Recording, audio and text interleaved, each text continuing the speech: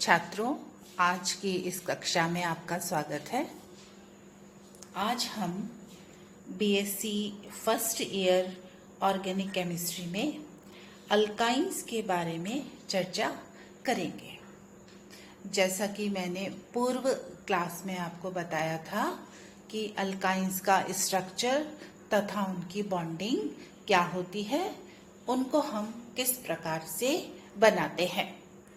Alkynes को हम कई विधियों द्वारा बनाते हैं। उनमें से एक है डाईहैलाइडों का विहाइड्रोहैलोजिनेशन करना, और we can say by dehydrohalogenation of dihalides. इसके अतिरिक्त हम अल्काइंस को बाय अल्काइलेशन ऑफ अल्काइलाइड्स के द्वारा भी बना सकते हैं। ग्रिलियर अभिकर्मकों से भी हम अल्काइंस को बनाते हैं। डीहैलोजिनेशन ऑफ टेट्रा हेलोअल्केन्स के द्वारा भी हम अल्काइंस को बनाते हैं। आज हम अल्काइंस की जनरल फिजिकल प्रॉपर्टीज के बारे में चर्चा करते हैं। ये एल्कीन व अल्केनों की तुलना में कम वाष्पशील होते हैं। 4 कार्बन परमाणु तक की एल्काइने गैसीय, 5 से 14 कार्बन परमाणु तक की अल्काइने द्रव व इससे अधिक कार्बन परमाणु वाले अल्काइने ठोस होती हैं। एसिटिलीन में लहसुन जैसी गंध होती है। इसके अतिरिक्त अन्य सभी अल्काइने गंधहीन होती हैं।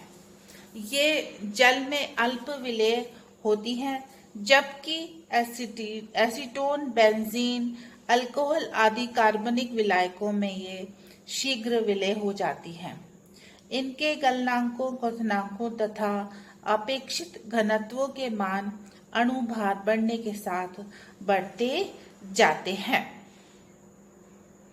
इनकी एक सारणी है, उसके अनुसार इथाइन का मेल्टिंग पॉइंट -82 डिग्री सेंटीग्रेड होता है तथा इसका बॉइलिंग पॉइंट -75 डिग्री सेंटीग्रेड होता है। इसी तरीके से 1 ब्यूटाइन का मेल्टिंग पॉइंट 122 डिग्री सेंटीग्रेड होता है तथा इसका बॉइलिंग पॉइंट 9 डिग्री सेंटीग्रेड होता है। और भी इनके कई एग्जाम्पल्स होते हैं जिनमें इनके मेल्टिंग पॉइंट व बॉइलिंग पॉइंट दिए जाते हैं। तो इससे पता चलता है कि इनके गलनांक, क्वथनांक तथा अपेक्षित घनत्वों के मान अणु भार बढ़ने के साथ बढ़ते जाते हैं। क्योंकि इथाइन का मेल्टिंग पॉइंट बताया गया है -82, जबकि 1 ब्यूटाइन का मेल्टिंग पॉइंट बताया गया है 122 डिग्री सेंटीग्रेड। इनको बनाने की विधियां, रासायनिक अभिक्रियाएं, केमिकल रिएक्शंस। अल्काइनों की प्रमुख रासायनिक अभिक्रियाओं का अध्ययन निम्न शीर्षक के अंतर्गत किया जा सकता है। इनकी केमिकल रिएक्शंस होती हैं electrophilic addition reaction, substitution reactions, oxidation reactions, acidity in alkynes, polymerization और आइसोमराइजेशन की अभिक्रियाएं, इनकी रासायनिक अभिक्रियाएं होती हैं। पहला पॉइंट है इलेक्ट्रॉन स्नेही यौगात्मक अभिक्रियाएं, इलेक्ट्रोफिलिक एडिशन रिएक्शंस। एल्कीनों की भांति अल्काइनों में भी इलेक्ट्रॉन स्नेही योगात्मक अभिक्रियाएं संपन्न होती हैं। चूंकि कार्बन कार्बन के मध्य 2 पाई बंध है, अतः 2 अणुओं का योग होगा। यह 2 चरणों में पूरा होता है। पहले चरण में एक अणु का योग होकर एल्केनिल यौगिक बनता है और दूसरे चरण में एक एल्केनिल यौगिक एक और अणु का योग करके संतृप्त यौगिक में परिवर्तित हो जा जाते हैं। यहाँ पे रिएक्शंस क्या होती हैं? C triple bond C plus XY gives alkene. जब अल्काइन की अभिक्रिया हैलाइड के साथ करवाई जाती है तो हमें एल्कीन प्राप्त होती है।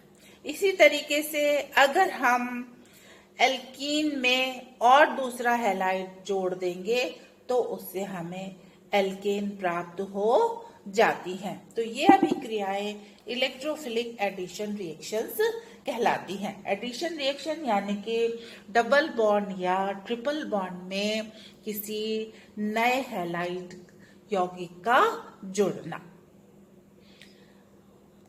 इसी तरीके से रिएक्शंस होती हैं हाइड्रोजन का योग या हाइड्रोजनेशन रिएक्शंस। उत्प्रेरक निकल, पैलेडियम आदि की उपस्थिति में अल्काइनों पर हाइड्रोजन का योग होता है और पहले एल्कीन और फिर अल्केनों का निर्माण होता है। For example CH3 C triple bond C CH3, ये क्या चीज हुई? This is 2-ब्यूटाइन। 2-ब्यूटाइन में हाइड्रोजन तथा निकल की उपस्थिति में जब अभिक्रिया होती है तो हमें ब्यूटाइन की जगह 2-ब्यूटीन प्राप्त होता है। यह एक प्रकार की एडिशन रिएक्शंस होती है। इन अभिक्रियाओं में निकल, पैलेडियम इत्यादि उत्प्रेरक की तरह अभिक्रिया करते हैं। उत्प्रेरक अभिक्रिया को तीव्र कर देता है लेकिन अभिक्रिया में काम में नहीं आता है। इसी तरीके से जब हम 2-ब्यूटीन की अभिक्रिया पुनः हाइड्रोजन तथा निकल के साथ करवाएंगे तो हमें N-ब्यूटेन की प्राप्ति होती है।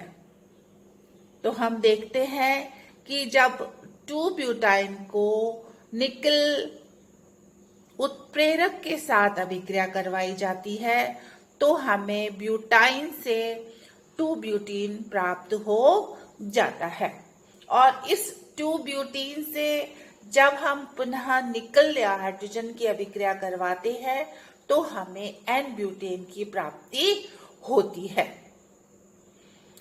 नियंत्रित परिस्थितियों में उपयुक्त हाइड्रोजन की क्रिया को संपन्न करके एल्कीनों को भी प्राप्त किया जा सकता है। उत्प्रेरक के सही चुनाव से हम इच्छित एल्कीन प्राप्त कर सकते हैं। फॉर एग्जाम्पल, जब हाइड्रोजिनेशन सोडियम व द्रव अमोनिया अथवा एल्यूमिनियम हाइड्राइड द्वारा संपन्न कराया जाता है तो मुख्य उत्पाद के रूप में विपक्ष एल्कीन प्राप्त होती है। अभिक्रिया है 2-ब्यूटाइन प्लस H2 सोडियम तथा अमोनिया की उपस्थिति में या लिथियम एल्यूमिनियम हाइड्राइड के साथ जब अभिक्रिया की जाती है तो हमें ट्रांस 2-ब्यूटीन प्राप्त होता है।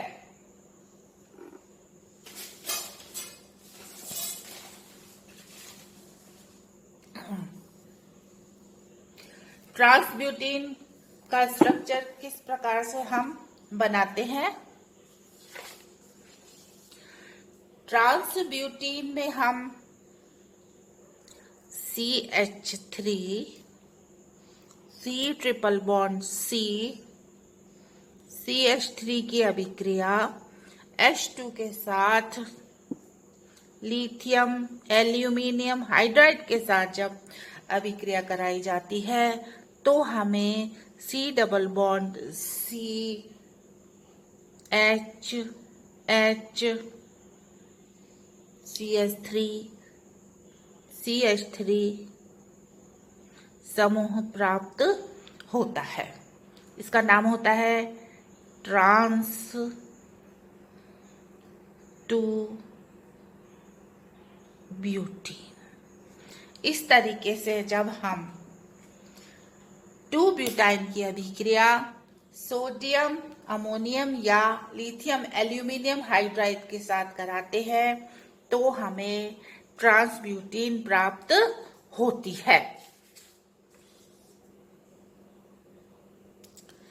डाइबोरेन अथवा आइसोब्यूटाइल एल्यूमिनियम हाइड्राइड उत्प्रेरक की उपस्थिति में हाइड्रोजनेशन करने पर समपक्ष एल्कीन मुख्य उत्पाद के रूप में प्राप्त होती है। समपक्ष एल्कीन की अच्छी उपलब्धि प्राप्त करने के लिए एक विशेष उत्प्रेरक काम में लिया जाता है जिसे लिंड-लार कैटलिस्ट कहते हैं। यह लेड एसीटेट में आंशिक रूप से भीगा हुआ PdCaCO3 होता है। आंशिक रूप में क्विनोलिन से भीगा हुआ पैलेडियम सल्फेट भी इस प्रकार का उत्तम उत्प्रेरक होता है।